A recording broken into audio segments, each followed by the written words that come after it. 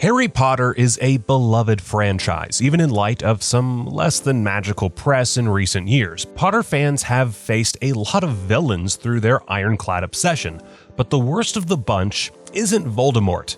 Or Voldemort? Whatever. The real baddie at play is Steve Kloves. Old Steve. For those of you who are less entrenched in the Potterverse, Steve Kloves was the screenwriter behind the Harry Potter films. He was responsible for adapting the whole lot of them, and throughout his tenure on the series, he faced a lot of criticisms, especially in regard to changes made to Prisoner of Azkaban, the movie lots of film nerds love and lots of book fans despise.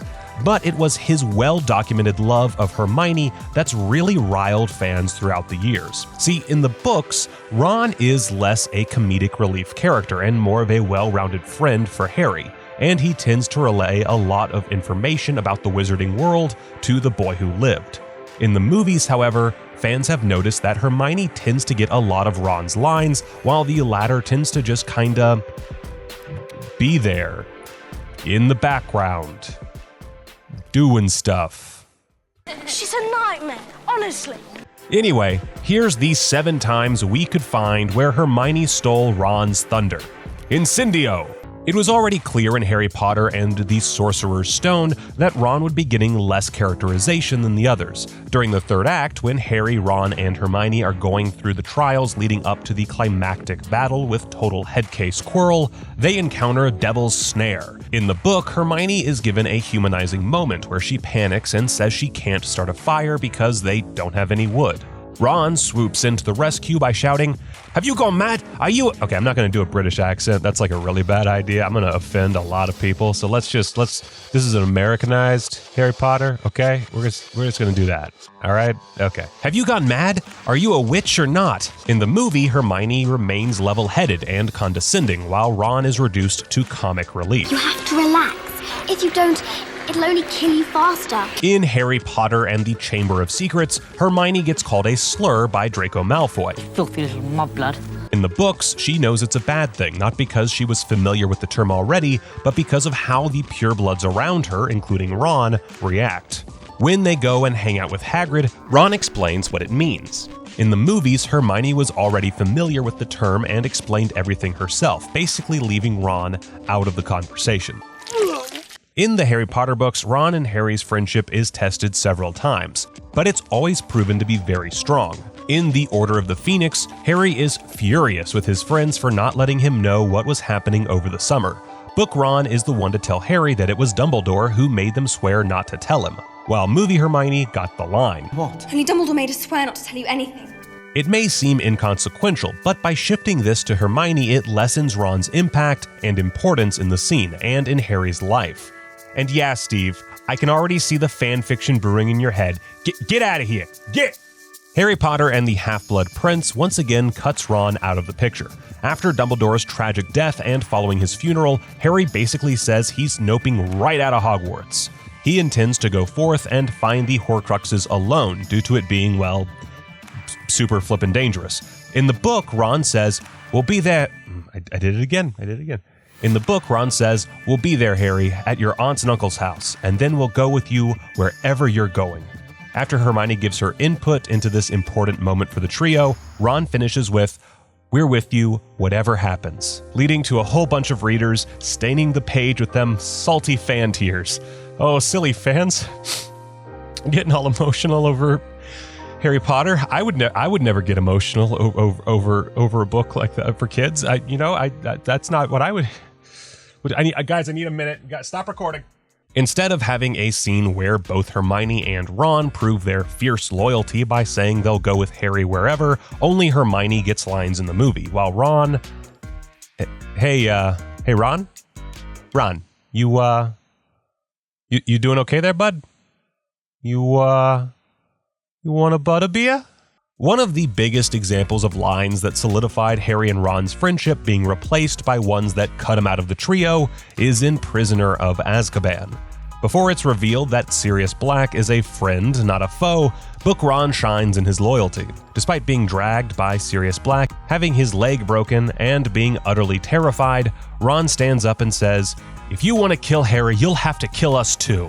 In the movie, Hermione gets the line. If you want to kill Harry, you'll have to kill us too. This version has much less of a dramatic appeal than poor hobbled Ron trying to stand to protect his best friend.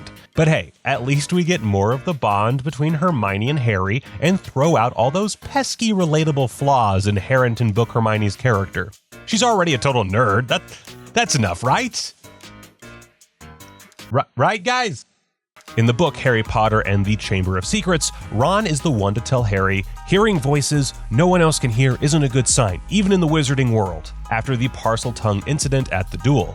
Movie Hermione got this line despite only being a part of the wizarding world for a little over a year.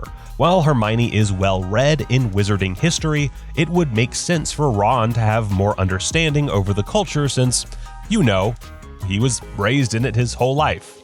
This isn't a huge deal since the argument could be made that Hermione's well-read and overeager to know everything, but the switch still seems kinda arbitrary. Well, as arbitrary as pushing for that sweet Harry-Hermione love story can be. Right, Steve?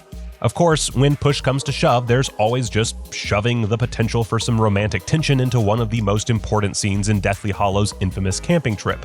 This one isn't giving a line to Hermione so much as it is adding an extra, unnecessary motivation to Ron's beaten down character. See, not only is he getting some seriously negative vibes from wearing the Horcrux everywhere, he's also just tired from all this dang adventuring. Roughly as tired as the readers patiently waiting for the characters to pack up their tents and get to more of them fancy wand battles. This is more than enough motivation for our characters to wind up in a confrontation, and more importantly, contending with these heightened emotions together. In the movie, oh, Stevie boy. Steve'ums. He added this line. And you?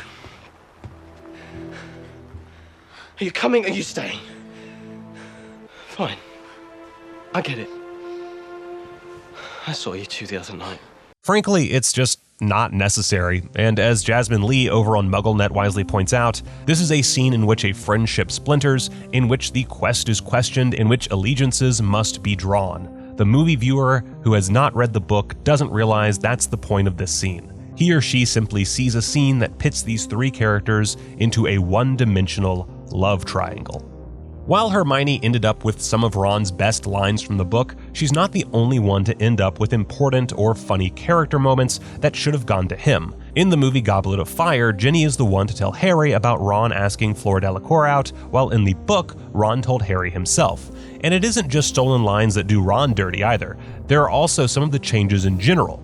In the books, Ron is hot-headed, but this works as he tends to get himself in trouble for fiercely defending Harry and Hermione. A perfect example of this is in Prisoner of Azkaban. In the books, Ron gets detention for defending Hermione to Snape, while in the movie, Ron agrees when Snape calls Hermione a know-it-all. While Ron does call Hermione a know-it-all all the time in the books, it's different when someone else does it. Like, come on, agreeing with Snape? Merlin's beard, Steve! Come on! And there we go! Of course, there are plenty more instances of Ron being given the short shrift and Hermione being elevated well above her more flawed literary counterpart. Ron is an integral part of the books and was played very well by Rupert Grint, but he just didn't get the spotlight like he should have. Anyway, I'm out of time. Silencio!